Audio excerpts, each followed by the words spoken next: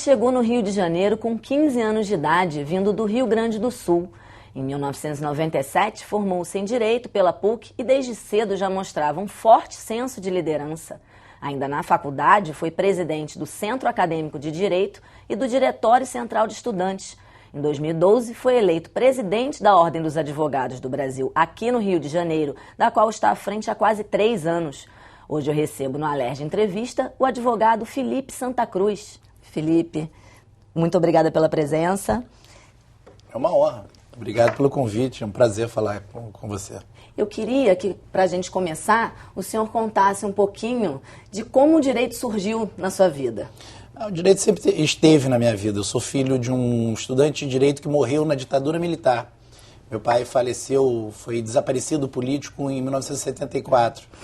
E minha família tem muitos advogados. Meu pai era um estudante de direito, era um líder estudantil. E por conta dessa conjuntura de vida, eu sempre tive... Primeiro, a OAB teve um papel muito importante na defesa da minha família. Eu cresci cercado de assuntos ligados ao direito e sempre com essa ideia da... Acho que a gente, quando tem um filho, eu tenho 4 filhos, né? Quando a gente tem um filho que gosta de cuidar dos outros, vai ser médico. Quando tem um filho que gosta de defender os direitos, vai ser advogado, né? Eu sempre... Nunca tive nenhuma dúvida existencial, assim, sempre soube que seria na advocacia o meu caminho. E já na faculdade, o senhor também foi um líder estudantil, talvez tenha vindo do seu pai isso. Queria que você falasse um pouquinho dessa atuação durante a faculdade. Eu acho que essa coisa de liderança, ela surge conforme os acontecimentos. Nós somos dependentes da conjuntura da vida da gente. Eu cheguei na faculdade por uma questão do destino no início de 92.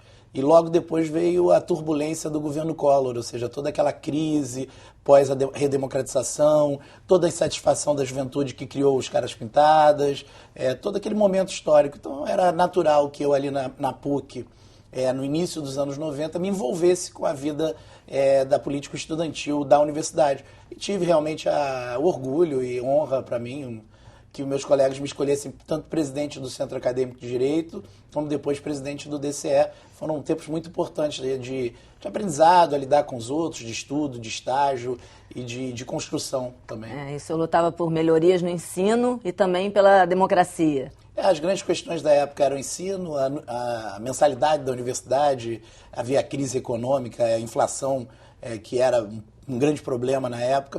Foram tempos de grande aprendizado, e da universidade, que é um ambiente que muda a vida da gente, né?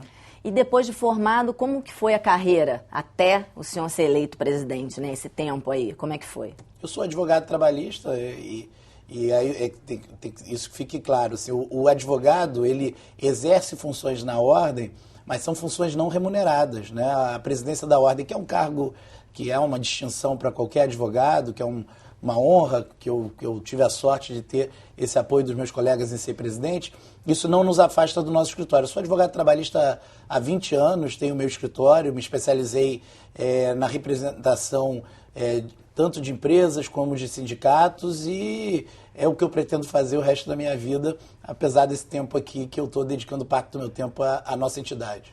E aí, como é que foi essa escolha, essa ideia de se candidatar à presidência da OAB aqui no Rio de Janeiro?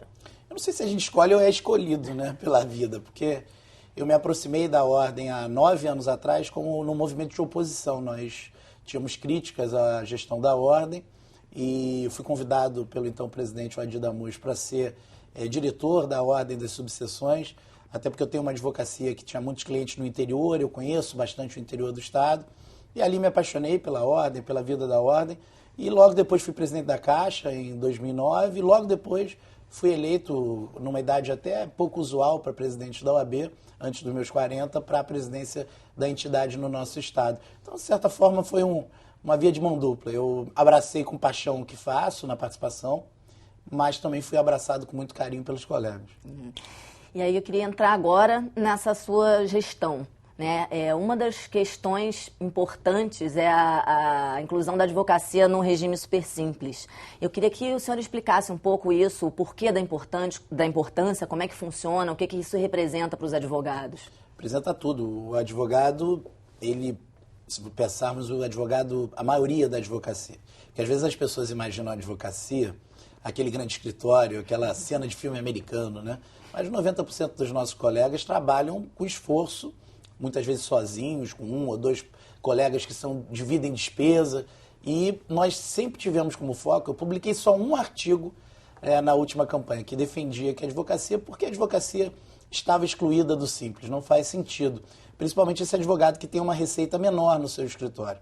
Nós conseguimos, trabalhou muito, me custou muitas idas a Brasília, nós articulamos isso com o Conselho Federal, trabalhamos na Câmara dos Deputados, fomos muito bem recebidos pelos deputados federais, ganhamos na Câmara, tivemos uma grande vitória no Congresso e a advocacia conquistou sua inclusão. Com isso, há pagamento de um imposto bem menor, 4,5%, e o advogado consegue dirigir parte da sua receita para a sua qualificação, para melhorar seu escritório, para comprar um computador, que a vida do advogado hoje também depende do computador melhor, que tenha mais estrutura. Então, acho que foi um passo importante e eu defendo agora mais, né?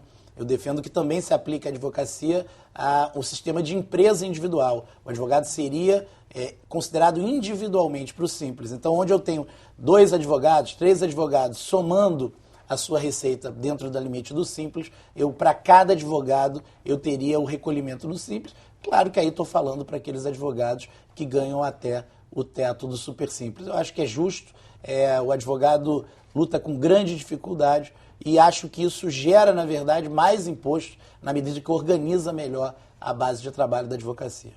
E torna mais fácil a vida dos advogados, isso, de qualquer forma, melhora muito para eles, né? Muito. Como para qualquer cidadão, é difícil transitar no emaranhado de tributos do Brasil, é difícil organizar isso, né? Nós somos taxados e tributados sucessivamente e acho que é parte do meu papel como líder da minha classe lutar por uma tributação mais justa para os escritórios e para os advogados. E outro tema é o novo Código do Processo Civil. Queria que o senhor falasse um pouco o que mudou, como era antes, o que mudou para agora e quais foram as principais melhorias. A advocacia teve uma grande conquista, tanto que tem gente que não gosta dos advogados que diz que é o Estatuto do Advogado parte 2. Não é. É apenas um código que traz avanços, vou dar avanços simples, né?